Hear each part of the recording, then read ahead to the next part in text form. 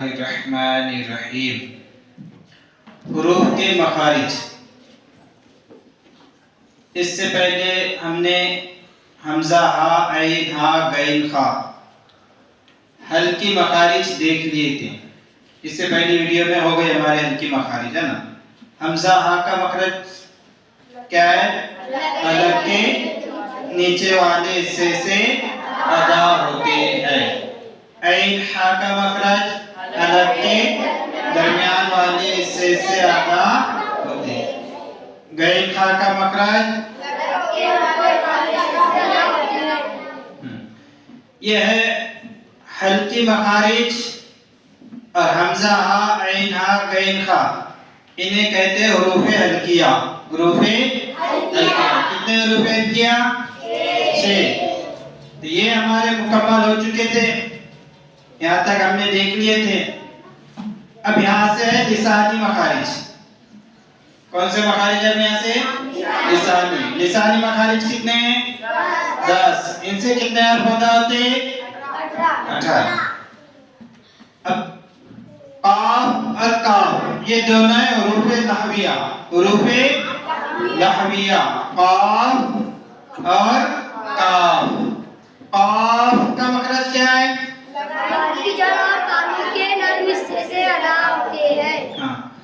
काफ का मखरज है ज़बान की जड़ और तालु के नर्म हिस्से से अदा होता है।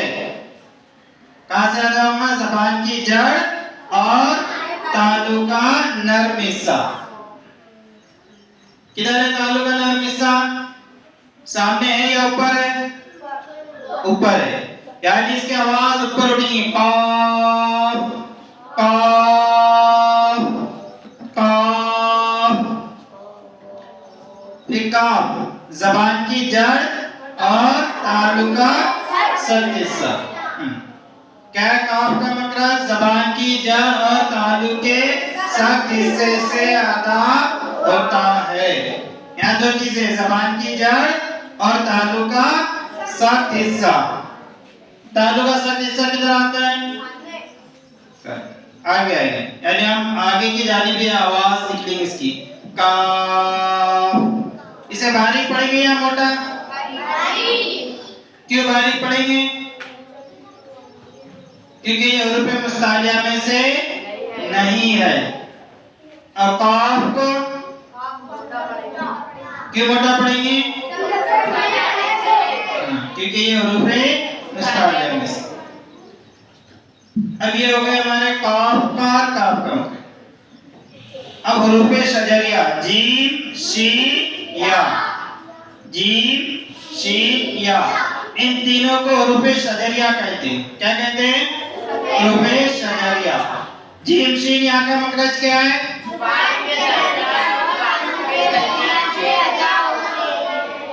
जीम, शीन, या का मखरज ज़बान के दरमियान और तालु के दरमियान से अदा होते हैं। हुरूफ शजरिया का मखरज ज़बान के दरमियान और तालु के दरमियान से अदा होते हैं। हर्फ हाफिया। कौन सा हर्फ हाफिया? दाद। इसकी मश्क बेहतर करनी है। क्या है दाद का मखरज?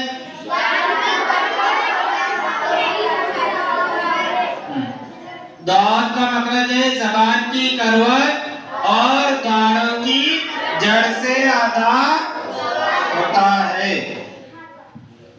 ज़बान की करवट और गाढ़ों की जड़ से अदा होता है। ज़बान टेढ़ी नहीं करना है, ज़बान टेढ़ी नहीं करना है, बल्कि दाढ़े जो है इस जानिब, वही दाढ़ों के नीचे जो ज़बान की करवट है, वही करवट को दाढ़ों की जड़ में लगाना है। कहाँ लगाना है? दाढ़ों की जड़ में। दो चीजें आपस में मिलेंगी, ज़बान की करवट और दाढ़ों की जड़। इन दोनों के मिलने से जो है दाद अदा होगा। ज़बान की करवट और दाढ़ों की जड़, ये दो चीजें जब मिलेंगी तब हमारा हर्फ दाद अदा होगा। इसकी थोड़ी मशक करेंगे। दौद दौद। अब यहाँ से हुरूफे तरफिया, हुरूफे तरफिया कितने? हुरूफे तरफिया कितने? तीन है। लाम नून रा, तीनों के मखरज अलग है। लाम नून रा। लाम का मखरज क्या है?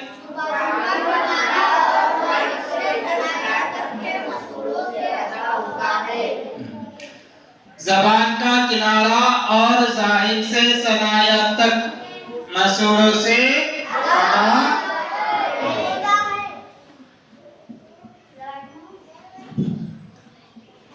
जाहिर से सनाया तक यानी कितने दांत?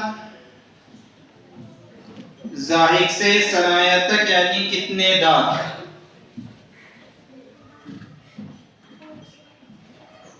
दांतों के नाम मालूम है? दांतों के नाम मालूम है? ये जो सामने के जो दो दांत है ना, सामने के दो दांतों को कहा जाता है सनाया। फिर सामने के दो दांत के एक दांत सीधे जानिब और एक दांत बाएं जानिब, उन दो दांतों को कहा जाता है रुबाई, है ना। फिर उसके बाद एक और उसके बाद एक, उनका नाम है नाब। दोनों को मिला के कहेंगे अनियाब। फिर उसके बाद एक और सीधे जानिब एक और बाएं जानिब एक, इन्हें कहा जाता है जाइक, है ना। कितने दांत हो रहे कुल? 8 दांत हो रहे मुकम्मल। कितने दांत? 8। जाहिर से सनाया तक के कितने दांत हो रहे हैं? 8 दांत। यानी सामने के जो 8 दांत है, उन 8 दांतों के ऊपर जो मसूड़े हैं उनसे अदा होगा लाम, उनसे अदा होगा लाम। जबान का किनारा और जाहिर से सनाया तक मसूड़ों से अदा होता है। यानी जबान का किनारा और सामने के जो दांत है उनके ऊपर जो मसूड़े है, ये दोनों मिलकर लाम अदा होता है। नून जबान का किनारा और अनियाब से सनाया तक दांतों की जड़ से अदा होता है। यानी अब यहाँ से दो दांत कम हो गए। जबान का किनारा और सामने के जो 6 दांत हैं, इनमें से कोई भी दांतों के किसी भी दांतों की जड़ में, किसी भी दांतों की जड़ में हमारे जबान का किनारा लगेगा, तब जाके हमारा नून अदा होगा। यानी कौन सी दो चीजें यहाँ मिल रही? जबान का किनारा और अनियाब से सनाया तक के दांतों की जड़, अनियाब से सनाया तक के दांतों की जड़, इन दोनों के मिलने से नून अदा होता है। रा, रा का मतलब क्या है?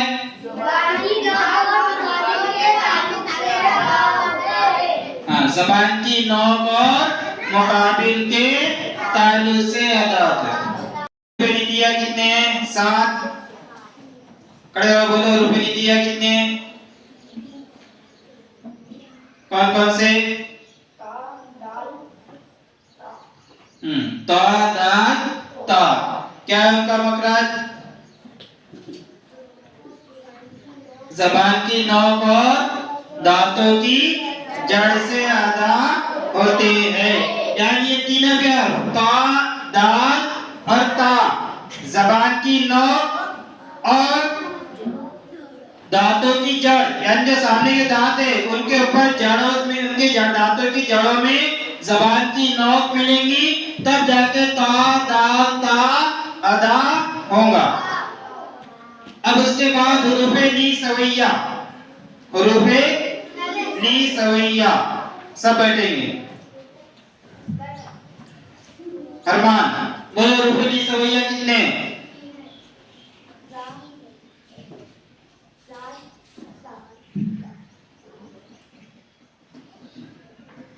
प्रियांशा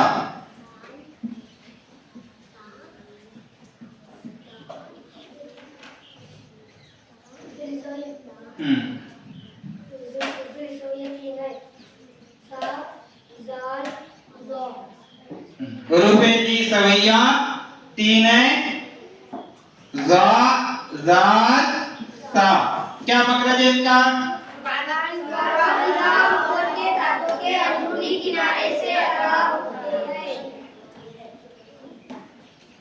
ज़बान का सिरा और ऊपर के दांतों के अंदरूनी किनारे से अदा होता है।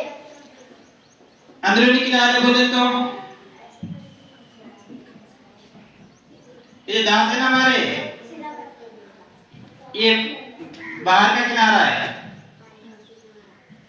वैसे अंदर ही अंदर ज़बान का सिरा दांत नीचे दांतों के किनारे पे लगेगा। सिर्फ ये ऊपर के दांतों को, नीचे के दांतों को ज़बान ज़र्रा बराबर भी टच नहीं होगी।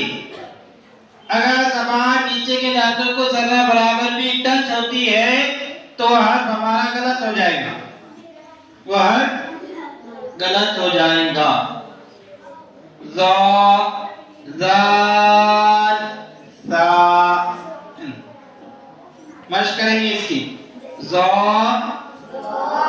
ज़ाल, सा। ज़ा, ज़ाल, सा। क्या मतलब है? ज़बान का सिरा और ऊपर के दांतों के अंदरूनी किनारे से अदा होते हैं।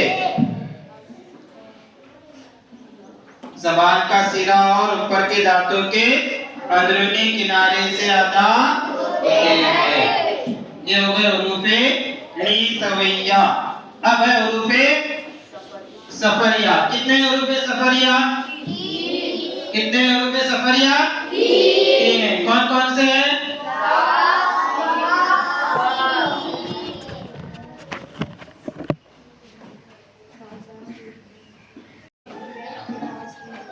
देखो हुरूफे सफरिया, हुरूफे सफरिया। कितने हुरूफे सफरिया? तीन है। कौन कौन से? साद, जा, सीन। क्या मखरज है उनका?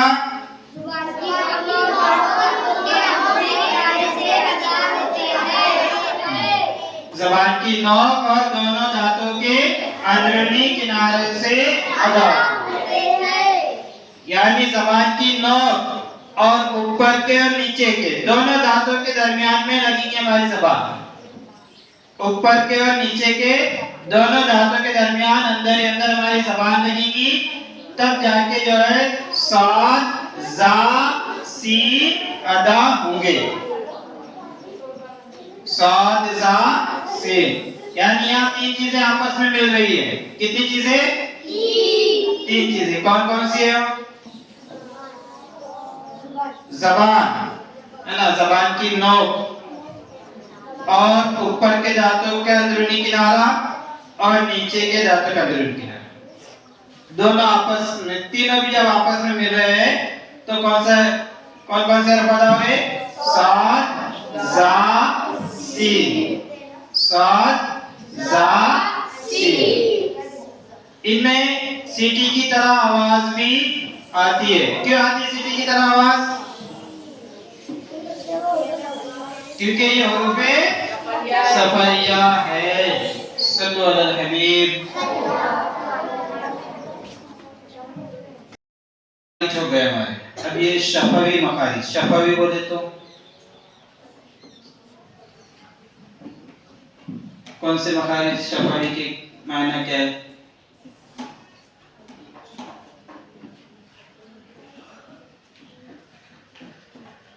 लिसानी मखारिज मुकम्मल हुए, अब शफवी मखारिज देखेंगे। शफवी मखारिज यानी होठों से अदा होने वाले मखारिज, जिनका ताल्लुक होठों से है। पहला हर्फ है फा, है ना, फा। ऊपर के दांतों के किनारे और निचले होठ के तर हिस्से से अदा होता है।